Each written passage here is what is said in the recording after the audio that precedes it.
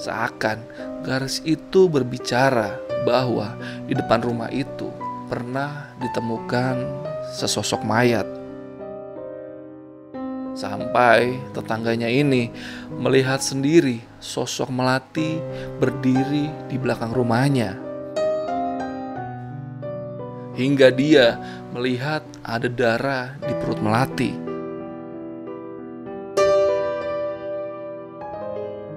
Halo buat teman-teman yang udah subscribe ataupun yang belum subscribe Lentera Malam. Biar teman-teman selalu dapat notifikasi setiap kali Lentera Malam update video baru, teman-teman bisa nyalain loncengnya seperti video di tengah ini nih. Pilih all atau semua. Jadi jangan lupa nyalain loncengnya. Assalamualaikum warahmatullahi wabarakatuh. Selamat malam teman-teman, balik lagi di Lentera Malam bareng gue Adit. Sekarang kita lagi ada di segmen cerita horor. Seperti biasa, kalau di segmen cerita horor gue selalu bawain cerita-cerita yang bikin gue sendiri merinding. Kalau kalian sih semoga aja ikut merinding seperti yang gue rasain. Dan sebelum masuk ke cerita, gue mau ngucapin dulu nih, selamat berpuasa untuk yang menjalankan. Semoga puasa kalian penuh, sebulan penuh ya kan. Gak ada yang bolong-bolong gitu. Jangan ada yang ngerokok jam 12 siang. Ya pokoknya semoga bulan Ramadan ini kita diberi keberkahan yang banyak oleh Allah Subhanahu wa Ta'ala. Yaudah, cerita malam ini yang main gue angkat adalah sebuah cerita tentang sosok yang bernama Melati, yang dia ini sudah meninggal dunia, tapi dia tidak ikhlas dengan kematiannya dan merasa kalau dirinya ini masih hidup seperti manusia biasa. Dan kalian biar gak penasaran harus tonton video ini sampai habis, karena gue jamin seru banget. Dan buat kalian yang mau baca versi tulisannya, kalian bisa mampir aja ke Twitternya emak di @desiprayogo1. Nanti linknya gue taruh di deskripsi. Dan satu lagi ya, kalau kalian punya cerita-cerita yang pengen gue bacain atau Jamal bacain, bisa follow Instagram Lentera Malam di @lenteramalam.id atau ke Instagram pribadi gue @wibowoadit. Yaudahlah, biar gak kelamaan, tanpa basa-basi lagi, cerita horor dimulai.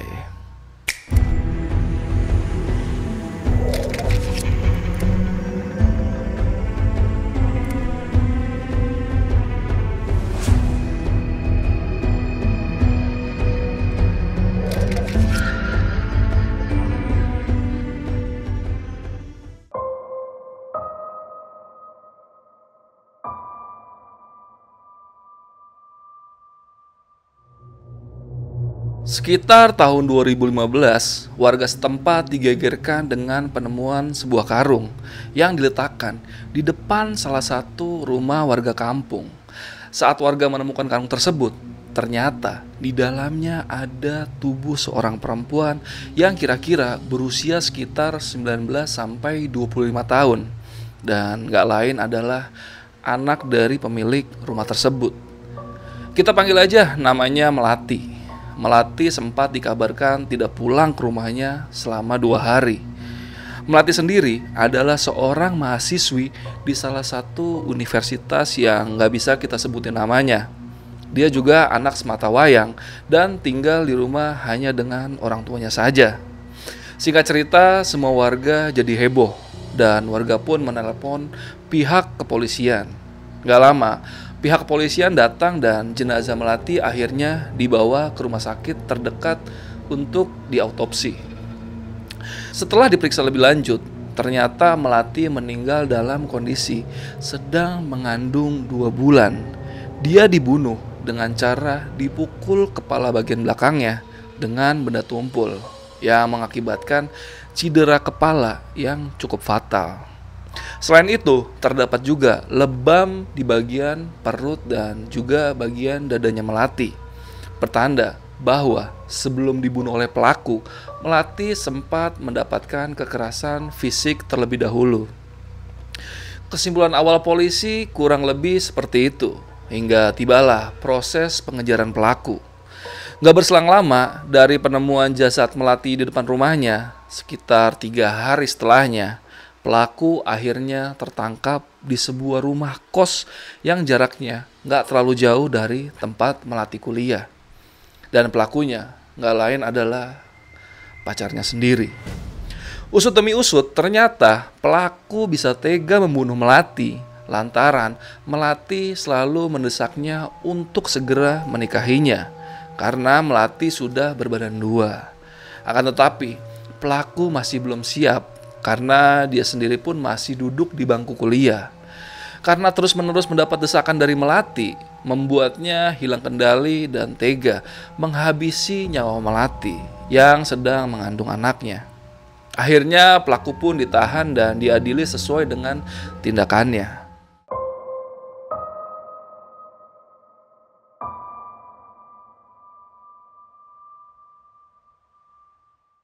Sekarang kita beralih ke situasi keluarga Melati ya.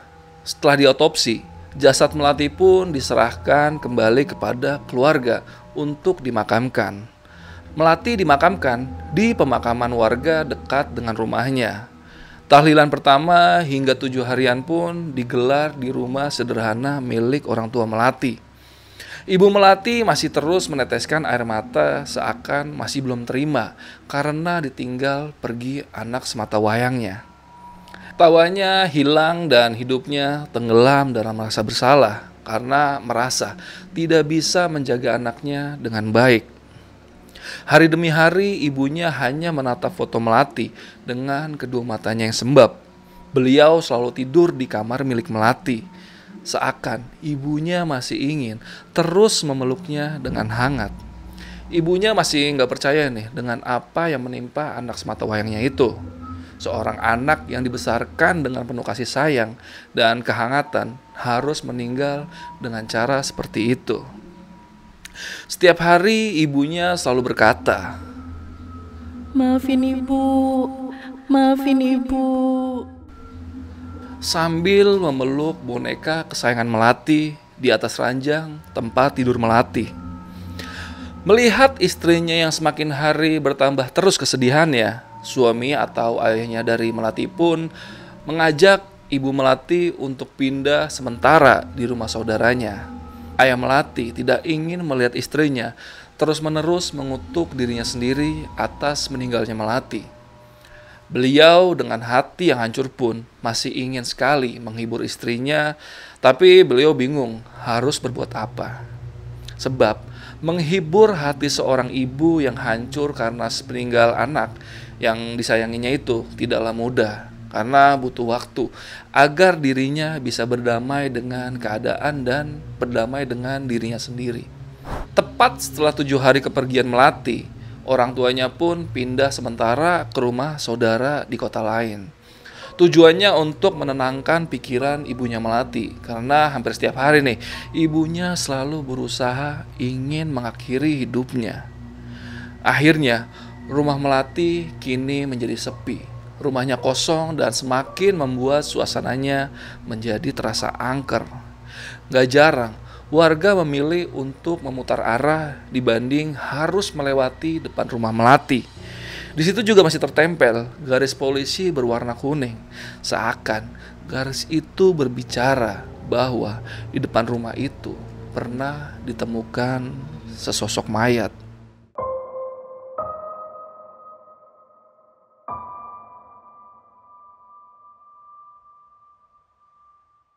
Hingga kejadian demi kejadian mulai terjadi di sekitaran rumah Melati.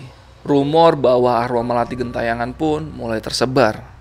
Pengalaman ini dialami oleh tetangga dari Melati sendiri. Jadi, rumah belakang Melati ini dan rumah belakang tetangganya ini saling berhadapan. Biasanya, pekarangan itu dijadikan untuk tempat jemur baju. Nah, tetangga belakang rumah Melati ini baru aja melahirkan seorang bayi. Dan saat itu usianya masih berusia sekitar 1 bulanan lah. Nah, tetangga belakang rumahnya ini awalnya nggak memiliki firasat apa-apa nih. Dan juga nggak menanggapi serius rumor yang beredar. Karena dia tahu Melati ini anaknya baik.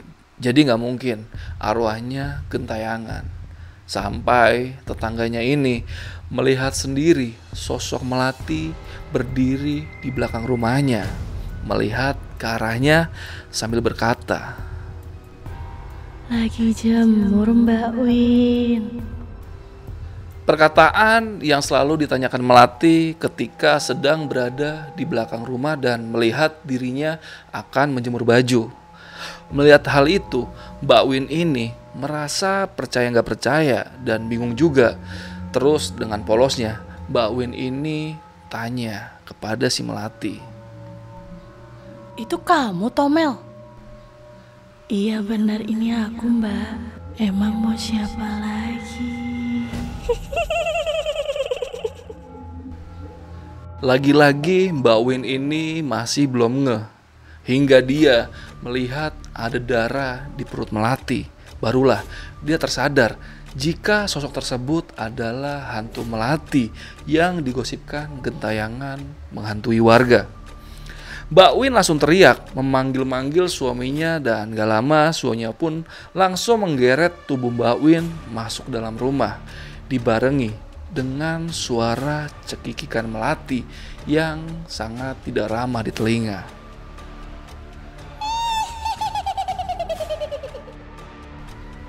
Suaminya langsung menegur Mbak Win agar menjemur bajunya di depan rumah saja, dan sejak saat itu pintu untuk akses ke belakang rumah ditutup kayu sama suaminya Mbak Win.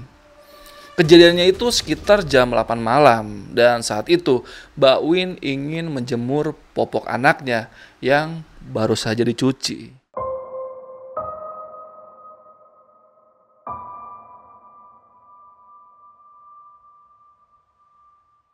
Kejadian gak cuma itu aja. Kali ini kejadiannya dialami oleh penjual bakso keliling. Ceritanya, penjual bakso ini habis libur dagang selama 1 bulan karena harus pulang ke desanya mengurus ibunya yang meninggal dunia. Jadi penjual bakso ini, panggil saja Mas Budi, dia tidak tahu berita tentang pembunuhan yang dialami Melati. Mas Budi ini tetap berjualan seperti biasanya hingga tiba giliran dirinya melewati area gang rumah Melati. Dia merasa ada yang aneh dengan gang ini karena gang ini terasa sepi sekali, tidak seperti hari-hari sebelumnya. Tapi pikirannya tidak berpikir yang aneh-aneh dan terus lanjut berjualan di gang itu seperti biasa. Mas Budi ini terus berjalan mendorong gerobaknya dengan sesekali memukul mangkok dengan sendoknya sambil berteriak, "Bakso! Bakso, bakso!" Tiba-tiba langkah Mas Budi terhenti ketika ada suara yang memanggilnya. Bakso, Mas. Dan saat dia menoleh, ternyata sumber suara tersebut adalah suara Melati yang sedang berdiri di teras rumahnya. Dari teras, sosok Melati ini berkata kepada Mas Budi, Mas, bakso kayak biasa ya. Nanti antar ke dalam. "Siap, Mbak." Kejadian ini sekitar jam 7-an sehabis Isya. Dan sedikit info nih, Melati adalah salah satu pelanggan bakso Mas Budi. Dan Mas Budi langsung membuatkan pesanan Melati seperti biasanya. Setelah itu, dia langsung mengantar masuk ke rumah Melati. Waktu dia ingin masuk, ternyata pagarnya digembok dari dalam. Otomatis Mas Budi teriak-teriak dari luar pagar, "Mbak Mel, iki lo bakso nih." Karena tidak ada sautan sama sekali, dia pun semakin memperkeras suaranya hingga tetangga rumah Melati keluar, yaitu Mbak Wina atau Mbak Win yang dicerita sebelumnya tadi. Bu Wina ini langsung menegur Mas Budi dengan berkata, Masnya ngapain teriak-teriak di situ? Mana bawa bakso pula? Di rumah itu kan gak ada orang sama sekali. Mendengar itu, Mas Budi kaget dan menjawab, "Loh, gak mungkin Bu Win. Orang Mbak Melati baru saja pesan, makanya ini mau tak antar ke rumahnya." Mendengar itu pun Mbak Win terkaget-kaget. Mbak Win pun bercerita bahwa Melati sudah meninggal dan mayatnya dimasukkan ke dalam karung dan ditaruh di depan teras rumahnya Melati. Dan Mbak Win berkata kepada Mas Budi, memangnya Mas Budi nggak ngeliat ada garis polisi di depan rumahnya. Kali ini Mas Budi terkejut dan nggak bisa bilang apa-apa lagi. Dan Mbak Win menyuruh Mas Budi untuk segera pergi dari rumahnya Melati. Di dalam pikiran Mas Budi seakan nggak percaya dengan apa yang dikatakan Bu Win tadi. Sesekali dia melihat ke arah rumah Melati. Lalu pandangannya berpindah ke arah garis polisi. Sebab saat dia melihat Melati tadi, itu nggak ada yang aneh sama sekali. Seperti biasa, Melati keluar rumah dengan daster rumahan. Dan wujudnya juga biasa saja, seperti wujud manusia pada umumnya. Tiba-tiba, bulu kuduk Mas Budi merinding di sekujur tubuhnya. Serasa dia ingin segera berlalu dari tempat itu. Saat dia ingin memutar gerobaknya, terdengar suara Melati yang berteriak dari dalam rumahnya. Mas Budi, mana baksoku? Menyadari memang ada yang aneh dengan Melati, Mas Budi langsung berlari menjauh dari rumah Melati sampai dia harus meninggalkan gerobaknya. Hingga pagi harinya, Mas Budi baru kembali dengan beberapa warga yang dia minta tolong untuk menemaninya mengambil gerobaknya yang dia tinggalkan di depan rumah Melati. Dan barulah di saat itu, Mas Budi mendapat ceritanya secara gamblang dari Pak RT setempat. Dan sejak hari itu, Mas Budi tidak ngider lagi di sekitaran rumah Melati.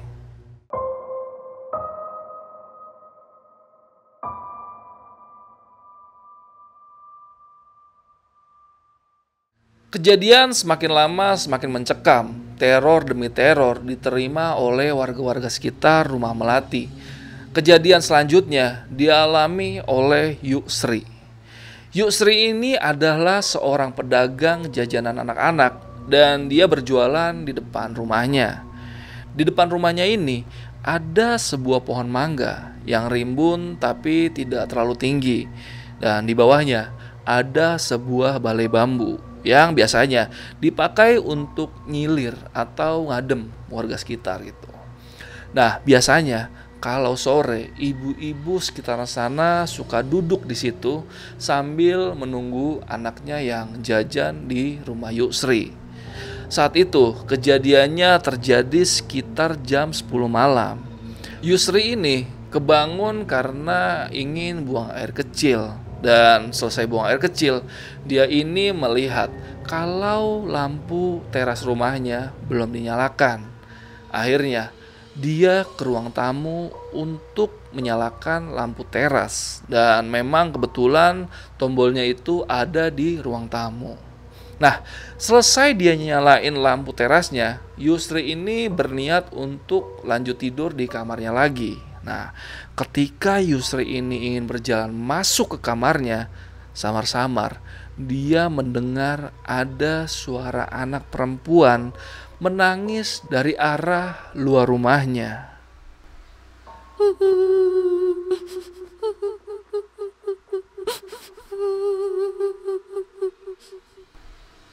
Dia penasaran dan coba mengintip dari gorden jendelanya. Pikirnya, siapa juga yang berani nangis sendirian di luar rumah malam-malam begini. Nah, saat mengintip, Yusri ini kaget ketika dia melihat ada sosok perempuan duduk di atas balai bambunya sambil mengayun-ayunkan kakinya. Sosok itu awalnya nunduk ke bawah dan gak lama sosok itu mengangkat kepalanya dan barulah Yusri bisa melihat kalau sosok itu ternyata adalah Melati. Mata Melati melotot menatap ke arah Yusri, seakan dia menyadari Yusri yang sedang menatapnya dari balik jendela. Yusri mengaku jika tubuhnya saat itu seketika menjadi kaku, nggak bisa bergerak dengan posisinya yang masih mengintip dari balik jendela. Sedangkan sosok Melati ini berjalan mendekat dan semakin dekat ke arah Yusri. Hingga sosok Melati ini berdiri tepat di depan muka Yusri sambil berkata, Kenapa sih Mbak Yu? Kok ngelihat aku kayak ngelihat setan? Aku Melati Mbak Yu. Aku mau beli jajan.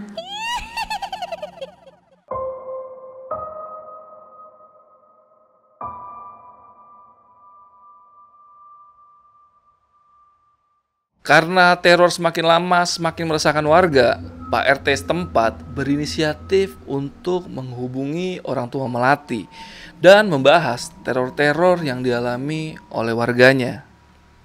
Hari yang mereka sepakati pun tiba. Terlihat orang tua Melati datang dengan satu orang lagi, yaitu Paman Melati, adik dari bapaknya Melati. Anehnya, keluarga Melati ini enggan masuk ke rumah itu dan memilih untuk langsung ke rumah Pak RT.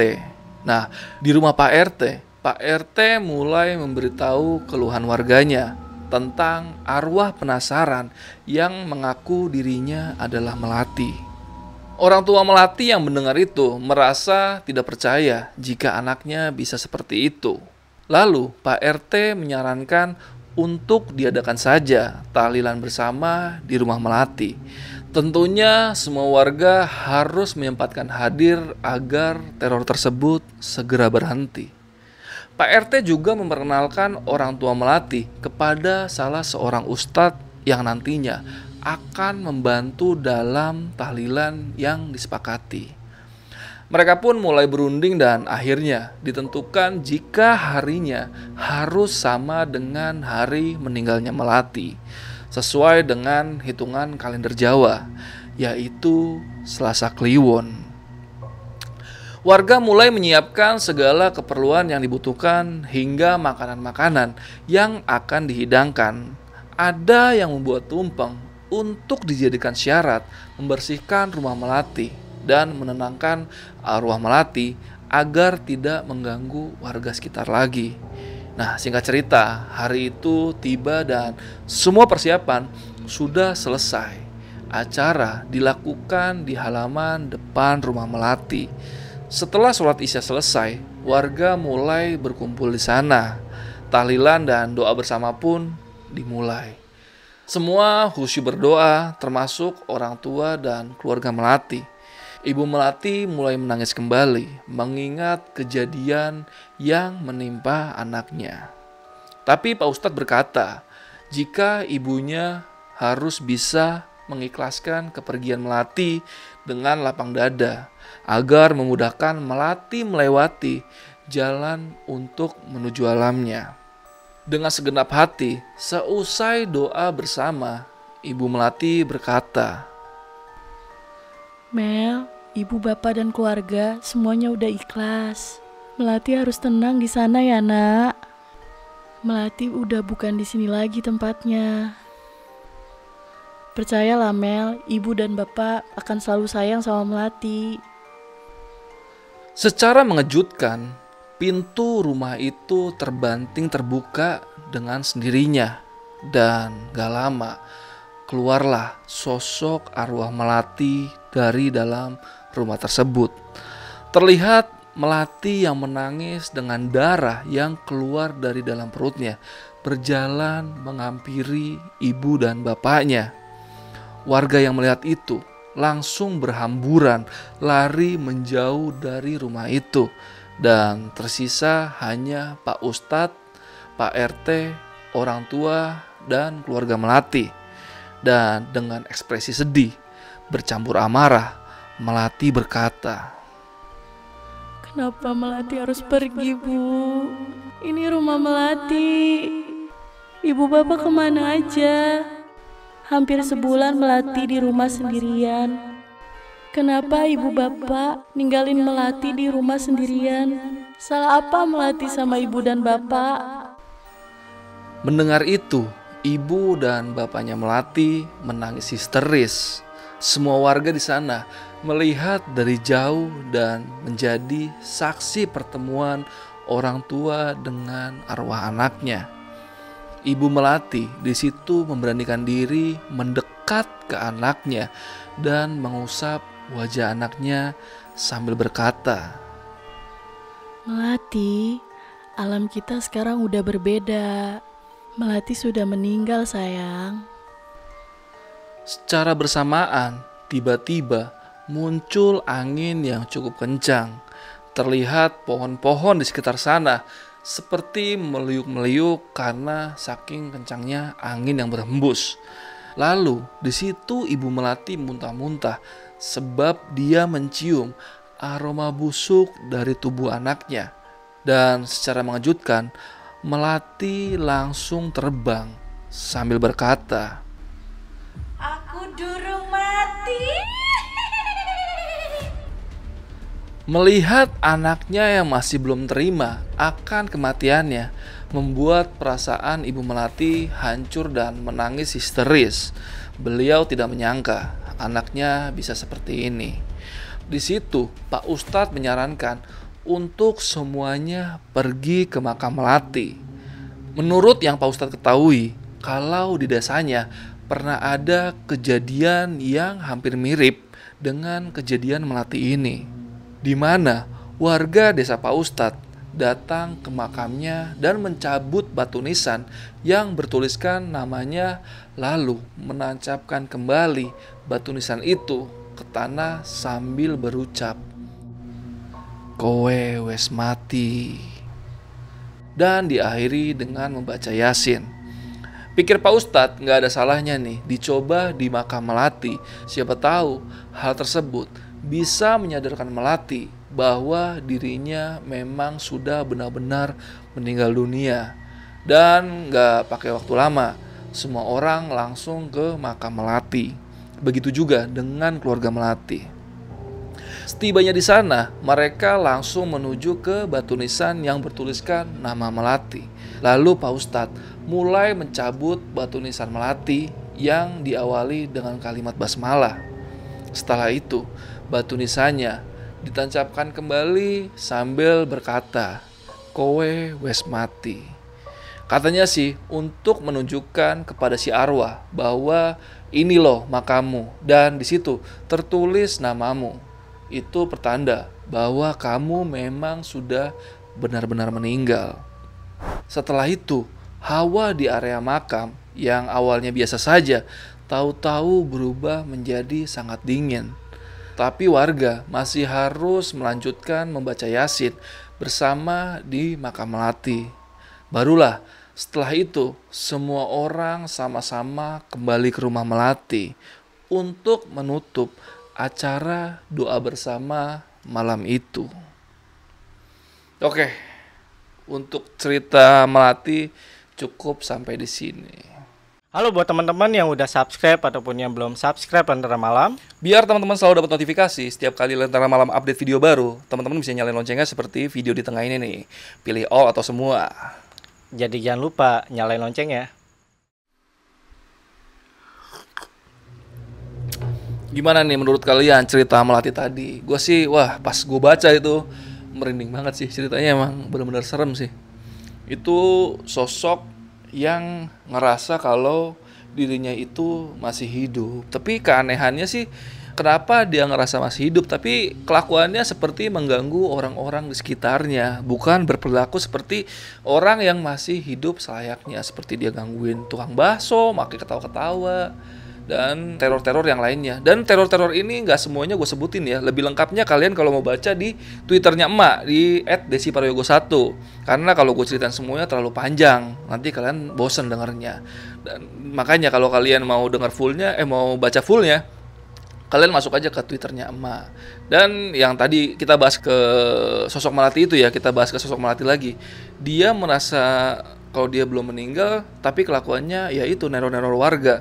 Berarti kan itu kayaknya tipu muslihat setan lah. Mungkin itu korinnya atau makhluk lain yang menyamar jadi sosok Melati. Atau kalian punya komentar lain tentang sosok Melati ini, kalian tinggalin komentar kalian di kolom komentar. Itu korinnya atau sosok Melati beneran atau setan jadi-jadian aja yang pengen ngisengin warga sekitar. Yaudah, paling cerita malam ini cukup segitu aja. Dan gue mau ngingetin sekali lagi nih buat pasukan Lentera Malam yang mau kirim ceritanya atau mau jadi narasumber, kalian tinggal klik aja link yang ada di deskripsi. Nanti di situ jelas semua keterangannya, bisa kalian baca di situ. Dan jangan lupa follow Instagramnya Lentera Malam di @lenteramalam.id. Dan kalau kalian mau cerita lain yang gue bawain, kalian bolehlah DM ke Instagram gue di @wibowoadit. Nanti mampir-mampir aja di Instagram gue.